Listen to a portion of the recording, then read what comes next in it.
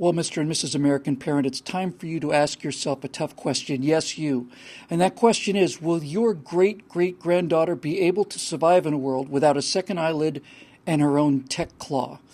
Hi, everybody. I'm Bill Whittle here with Steve Green and Scott Ott, and this is your grim warning of a future that is coming and is unavoidable, and what you can do to prepare for it. We turn to the sun, that beacon of integrity. I'm sorry, beg your pardon, the Daily Star. They all get mixed up for me.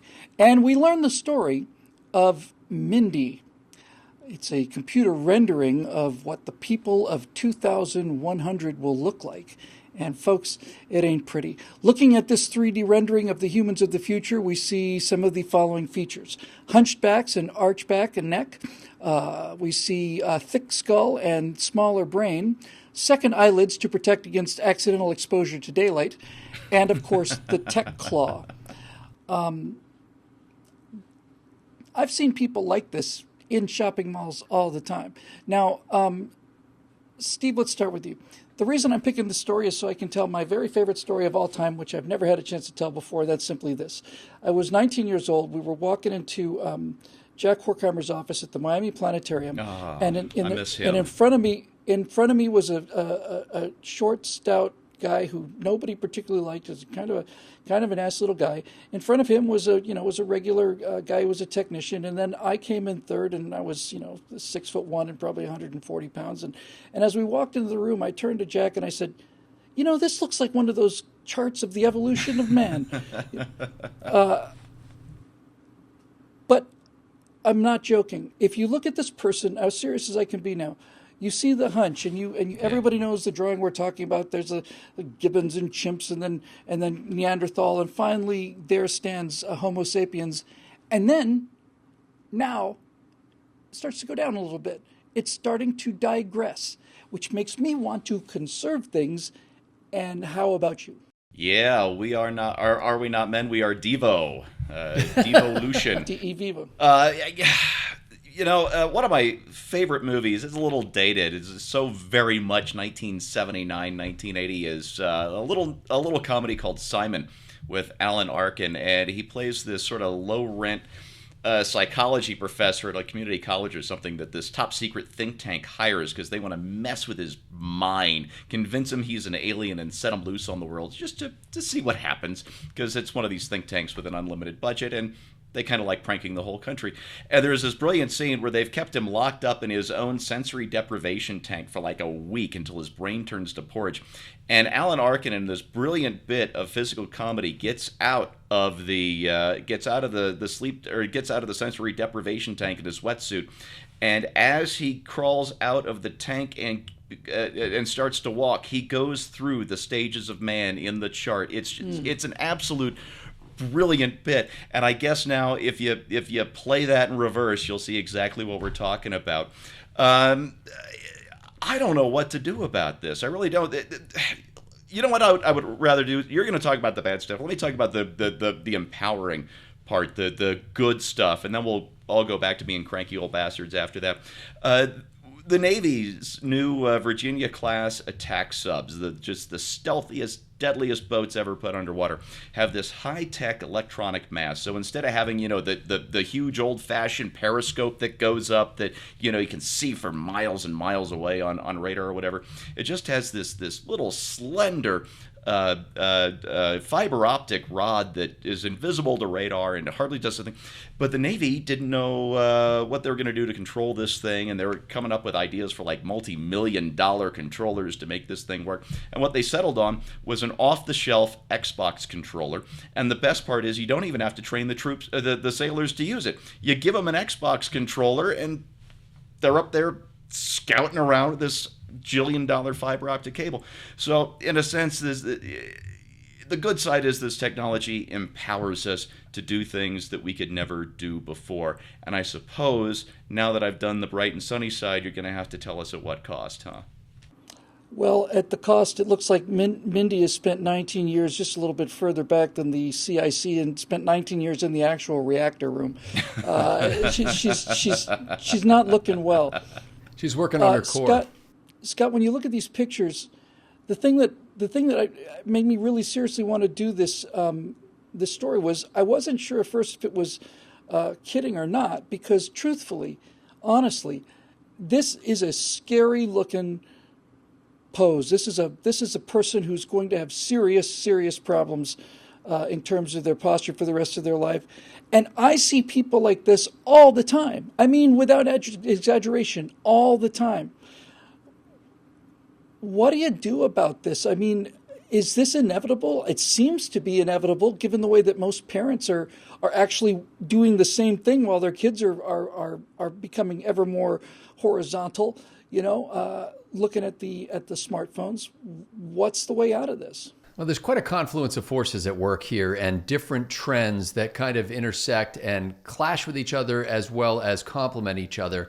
And by the way, that little evolutionary chart, I always thought that chart should go from, the gibbon to the chimp to the mountain gorilla to the, Neanderthal, Cro-Magnon, and Homo sapiens sapiens, as it goes all the way up. And then when you got to that fully erect one, the next guy should actually be leaning backward a little bit. And so resting against him. And eventually he should do like a full, hands on the ground behind him kind of thing. But the reason I say that there are these conflicting trends is the ubiquitous presence of video in the hands of young people these days has actually led them to be able to see and become interested in things that they never otherwise would have done. Many of these things are what we would categorize as extreme sports, things involving snowboarding and mountain climbing and, those crazy bicycling guys who are riding along the top of a, 4-inch wide cliff at the top of a mountain. I was just looking at a story about a guy who just climbed El Capitan with no ropes and just, completely barehanded up there. One of my sons, who's very active in, online stuff and in, using his phone for video and games and stuff like that, also goes to this place several times a week where he pretends to climb mountains. It's one of these artificial climbing wall kind of things. And I think it used to be back in the day when a new snowboarding or skiing trick was developed, there would be one guy who owned that trick for a while, because nobody really could do it. Now, as soon as that trick goes online, there's like 1,000 guys who are waiting to see what the next latest trick is, and they're out there emulating it. And so, oddly enough, it depends on how you use it. This technology has, I think, actually fostered more and more aggressive outdoor activity that involves physical activity than otherwise might have happened. That said, there are a lot of people who are perfectly content to let other people in the world exert themselves, and they will just sit there and stare. Perhaps the only difference is that when we were watching TV in my house as a kid, we were sitting upright on a tufted, tight-backed velvet sofa. So we had to have good posture because my grandmother would not tolerate us slouching over at the table. But what were we doing? We were, watching the Brady Bunch. We were watching some entertainment on TV. Entertainment has changed. Now it's in the palm of your hand. Someday they will be mounting it on helmets in front of your face, or perhaps even glasses. I have an idea. Why don't we project it onto the inside of a glass? We should get with Google about that. I don't think that there's as big as a scare involved. I don't think that this vision is going to come to fruition, as one of my friends engaged in malapropism years ago. I do think it's a risk personally, and I think you need to look at your own life and go, hey, am I really sucking up hour upon hour just scrolling through social media or just staring at my phone? And if so, isn't there like a world out there? Why wouldn't your grandmother tolerate the bad posture?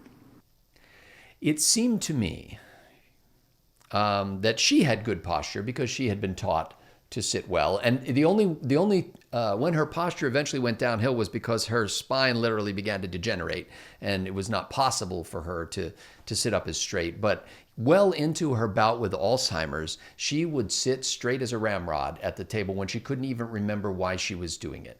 Well, if she's not on camera or being interviewed for an Emily Post article, why would she insist on this? To me, parents who insist on their kids sitting up straight do it so that they don't develop these chronic back and neck problems that last for the rest of their lives and condemn many people to the 20 final years of their life to looking at the tiles on the floor. And I think there's a sense that that's what civilized people do. Civilized people sit up. Yes, for a number of reasons. I have seen more times than I can count, and you can, and everybody watching this has as well. Just the last time I saw it was just a few days ago. A family goes into a Five Guys hamburger place. The mom and the daughter and the son are all on their devices. They're all working on different things, and they're not doing astronomy, and they're not looking at the latest pictures from Pluto, and they're not even learning spaceport tricks. They're playing Candy Crush kind of games where they're moving little flashy things around. No screens at the table. And they walk down and they get it from the thing. Now look, I know how this sounds. I mean, I know how it sounds, and I also know that if I'd had one of these as a kid, I'd never leave the house. But you have to leave the house. And so the question I have is a serious question now. Either this will continue or it won't. I think that's a fairly reasonable assumption on my part. And what I mean by that is this. Either the world will continue to become more and more digital, where the skill set that this young generation has, and they are astonishingly fast on these machines and processing multiple sources of information, either the world where that ability becomes essential, and also, how am I trying to put this? If that world becomes fact, then the support system for people who are hunched over all the time and who never go outdoors has to also be in place. Somebody has to be out there getting the food and the resources and running the electric power plants and so on. So if that world is there, then that's problematic. If most of the people in the country are sitting hunched over computers or cell phones or whatever, what is the quality of human life in that regard? And much more compelling to me, and I think more likely too, is that it won't last. And then what do you do? You know, what do you do with your tech claw if it turns out that now you have to, pull apples off of trees? This is dangerous ground. And when you're talking about a device that is so addictive and so compelling that parents are sitting next to kids who are literally, honestly, truthfully, 90 degrees away from the vertical, you have to start asking yourself, at what point does this miracle become more than a miracle and become an addiction and become something that is very, very dangerous, both physically and mentally, I suspect. Anyway, Mindy, you need to sit up. You need to put the phone down. You need to open both those eyelids, and then you need to go for a walk. For Steve Green and Scott out, I'm Bill Whittle. Thanks for joining us. We'll see you next week on Right Angle.